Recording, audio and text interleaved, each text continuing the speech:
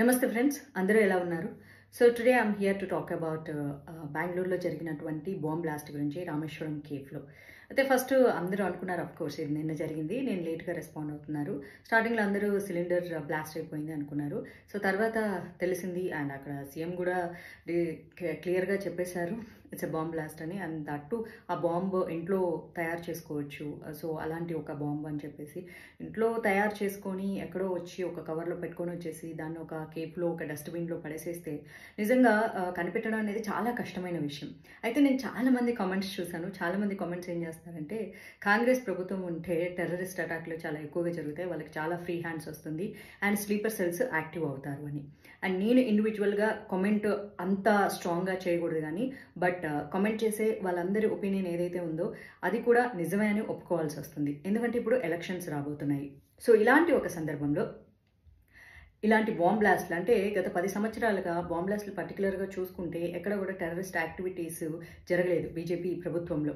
And sleeper cells అందరూ కూడా deactivate మోడ్లో ఉన్నారు, ఎందుకంటే వాళ్ళకి బిజినెస్ ఇస్తే తప్ప స్లీపర్ సెల్స్ యాక్టివేట్ అయ్యే ప్రసక్తే లేదు.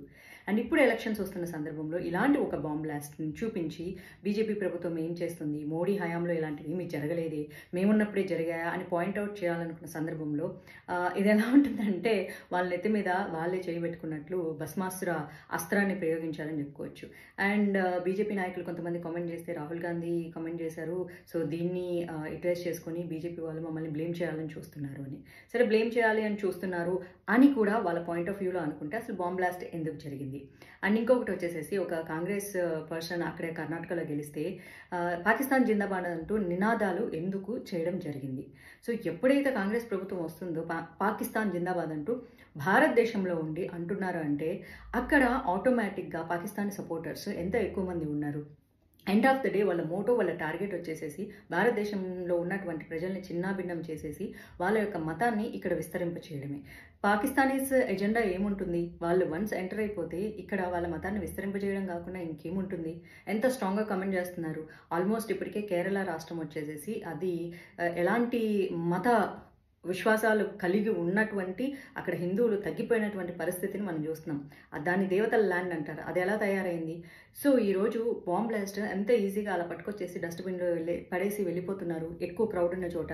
లక్కీగా ప్రాణ నష్టం జరగకుండా అందరి గాయాలతో బయటపడడం జరిగింది. సో మేబీ అది కొంచెం చిన్న బాంబ్ అయింటుంది. అదే పెద్ద బ్లాస్ట్ అయితే, గూగుల్ చాట్ లాంటి బ్లాస్ట్ అయితే ఎంత ప్రాణ నష్టం జరిగేది? సో ఇలాంటి యాక్టివిటీస్ ఎందుకు జరుగుతున్నాయి? ఇంటెలిజెన్స్ డిపార్ట్మెంట్ హెచ్చరిస్తున్నప్పటికీ కూడా అక్కడున్న ప్రభుత్వం చాలా కేర్ఫుల్గా ఉండాల్సిన అవసరం ఉంది. ఇప్పుడు వస్తున్న ఎలక్షన్స్కి బీజేపీ మీద నింద వెయ్యాలనుకున్నారో, లేకపోతే వాళ్ళ నెత్తి మీద వాళ్ళే చేతులు పెట్టాలనుకుంటున్నారో, ఎండ్ ఆఫ్ ద డే అంత ఫ్రీ హ్యాండ్స్ ఎలా వచ్చాయి? సో ఇప్పుడు ఎన్ఐఏ వాళ్ళు ఇంటర్ఫియర్ అవ్వాలి అంటున్నారు. సో ఇప్పుడు వాళ్ళు వచ్చి ఏం చెప్తారు, ఎలాంటి విశేషాలు బయటికి తీసుకొస్తారు, ఎలాంటి సీక్రెట్స్ బయటికి తీసుకొస్తారు ఇలాంటి మూమెంట్లో? ఇంకా ఎన్ని చోట్ల బాంబ్ బ్లాస్ట్ ఇలా ప్లాన్ చేశారు. సో ఇలాంటి రద్దీగా ఉన్న ప్లేసుల్లో ఖచ్చితంగా వచ్చేసి సెక్యూరిటీ అనేది మస్ట్గా ఉండాలి ఎంట్రన్స్లో. లేకపోతే ఎక్కడ పడితే అక్కడ, ఎలా పడితే అక్కడ జనాలు ఉన్న చోట బాంబులు పెట్టేసేస్తే, సో గత కొన్ని సంవత్సరాలు ఇప్పుడు మనం చూస్తూనే ఉన్నాం. ముంబై తాజ్ దాడులు అయితే అసలు డైరెక్ట్గా మనుషులు వచ్చేసారు. గోకుల్ చాట్ అయితేనేమి, లుమినీ పార్క్ అయితేనేమి, ఈ ఇష్యూస్ ఇంకా ప్రజలు ఇంకా పూర్తిగా మర్చిపోకుండానే మళ్ళీ ఒక కర్ణాటక రాష్ట్రంలో కాంగ్రెస్ ప్రభుత్వం రాగానే ఇలాంటి బాంబ్ బ్లాస్ట్ జరిగితే, సో ఫర్దర్గా ఇప్పుడు నేషన్లో కూడా ఆ పార్టీనే వస్తే ఇంకెన్ని బాంబ్ బ్లాస్టులు జరుగుతాయి? ఇంకెన్ని పాకిస్తానీ మతస్థులు భారతదేశాన్ని ఆక్రమించుకొని ఇక్కడ భారతదేశంలో ఉన్న ప్రజలందరినీ చంపేసి వాళ్ళ మతాన్ని రుద్దాలని ఆలోచన చేస్తున్నారు? ఇది మతపరమైన అంశమే కాదంటే పాకిస్తానీ ఎజెండా భారతదేశాన్ని వాళ్ళ దేశం చేసుకోవాలని, వాళ్ళ మతాన్ని విస్తరింప చేయాలని. అంతకంటే దాని వెనక వాళ్ళకి మోటో ఏముంది? జిహాద్ వెనక మోటో ఏముంటుంది? ఏమీ ఉండదు. ప్రపంచ దేశాలన్నింటినీ వాళ్ళ యొక్క మత రాజ్యాలుగా, రాష్ట్రాలుగా, దేశాలుగా మార్చడమే వాళ్ళ ఎజెండా ఉంటుంది.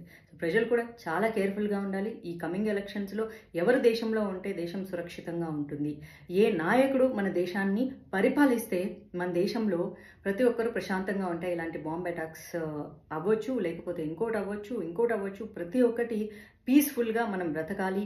ఇలాంటి ఒక సభ్య సమాజంలో ఉంటే మీరు కూడా ఆలోచించాల్సిన అవసరం ఎంతైనా ఉంది.